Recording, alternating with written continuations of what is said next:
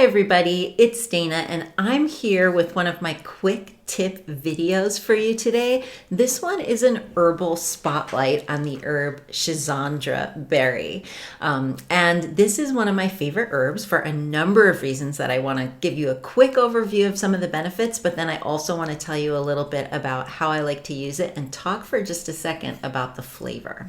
So one of the things that Schisandra is known for is being one of the great beauty herbs in Chinese medicine. And by the way, if you don't know who I am, I'm Dana Lavoie.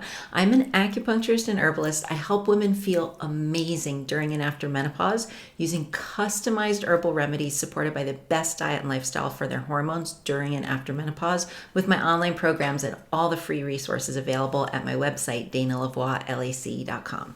So Schisandra is one of the great beauty herbs of Chinese medicine. They say if you take Schisandra daily, after 99 days, your skin will become translucent and glow like a pearl. So it's good for skin impurities. It's good for signs of aging. It's just good for everything to do with the beauty of your skin. It helps to hold in moisture and protect your skin from like environmental factors like wind as well. But another really big thing that Schisandra has going for it, and this is part of the reason it's good for your skin, because your skin is kind of a reflection of whether your body is like cleansed or filled with toxins. Schisandra is a powerhouse for the liver. Most herbs that help the liver detoxify are very draining for your energy, but Schisandra is one of the herbs that can help your liver while still supporting and strengthening your energy. So it's very unique, gentle, but powerful in that way. And it has actually been shown to strengthen and protect the liver and is known as a primary liver cleansing agent, even though it's so incredibly gentle.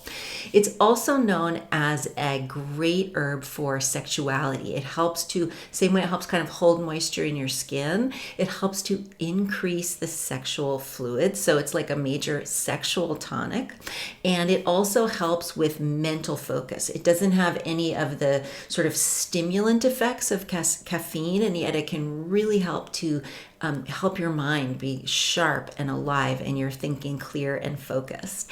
And it is also known to be good for the lungs, and so it can support your body's whole defensive system and your immune system. So it's one of the only herbs in Chinese herbology that goes to all the organs, all the channels. It's as close as you're going to get to an all-in-one. And it's also like a superfood. You can eat it like a berry if you happen to be somewhere where it grows wild. But in terms of how to take it, usually it is taken as a tea or a tincture or a capsule, but it's a great one to put into a tea. And you can get a Schisandra tincture or Schisandra powder, and you can just put it in hot water to make a tea out of it. Or if you don't like the taste, you can just, swallow it down. So here's one of the things about Schisandra. Remember how I said it went to all the channels and all the organs, and it's kind of an all-in-one? Well, it includes all the flavors. Like in Chinese medicine, some herbs or even foods have a sweet flavor, so they support the spleen, or they have a salty flavor, so they support the kidneys. Schisandra has all the flavors. And I'm going to tell you that it's a wonderful flavor that can become very almost addictive, because once you get used to it, nothing else is as satisfying for that very reason. It's acrid, it's sour, it's sweet, it's salty, it's everything all at once. But sometimes all by itself, when you're not used to it, it can be a little fruity, it can be a little tart, and it can have this slight taste and smell of like feet, like old socks. So there's something about it that's a little funky, but when you get used to it, it's like you crave it because nothing else is as satisfying and your body loves it so much. But what I recommend is to mix it with a couple of other herbs.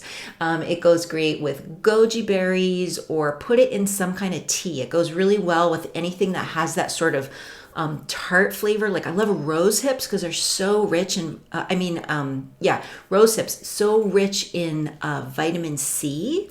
So it goes really well with that, or like hibiscus, or, any of those kind of fruity tart flavors of tea, or any of the sweet fruity berry types of tea. And it's really, really, I think it's a wonderful one to taste because the function that it has for your liver and the acridness and the astringentness, I think experiencing the flavor of it actually enhances the benefit that it has. So I would encourage you to play around with using it as a tea, which I said you can make easily from a powder or a tincture, which you're going to find are going to be the easiest forms to get.